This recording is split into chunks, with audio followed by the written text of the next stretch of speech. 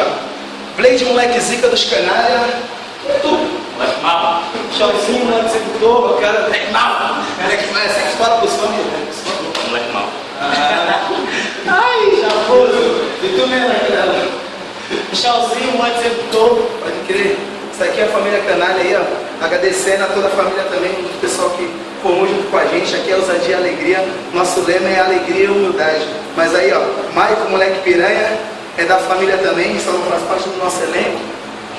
Tem o nosso parceiro que é o Juninho, que é um moleque muito bravo, né? Tirou uma foto com ele esses dias aí e tal.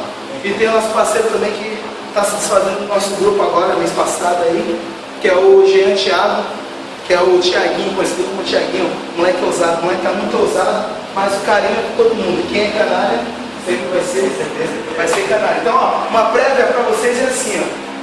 Essa daqui fala o nome da tapera, fala o nome do nosso bairro. Olha só. Tava passando ali pela barreira. Esse daqui, ó, era o nosso assistente agora, faz parte da família. Aí esse aqui, qual é o nome daquele restaurante ali, sei lá, Mercadinho. O que é um biscoitinho? Eu vou falar biscoitinho pra cá, biscoitinho pra lá. Que porra é biscoitinho? Biscoitinho. Então eu vou te mostrar mais ou menos o que é um biscoitinho. Olha lá o biscoitinho. Você sabe o que é um biscoitinho? Aquela dama de vermelho, cadê a dama de vermelho aqui? Não sabe ainda? Então beleza. Chega com os canais que é mais ou menos assim, ó. Olha a quebradeira do moleque aqui, ó. Michelzinho, bolão, pá! A moleque, aí mais ou menos assim, ó. Os canalhas estão passando e parou na padaria. Perguntei para atender, eu aqui. Procurando uma coisa nova, ou algo assim. Com Michel, mano, Mike e também o amigo Juninho.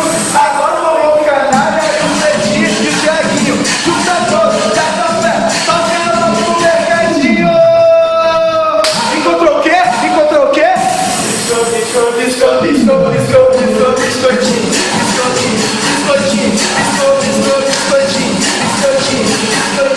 Isso aí é só uma prévia, biscoitinho é biscoitinho. Ou seja, como biscoitinho com moderação.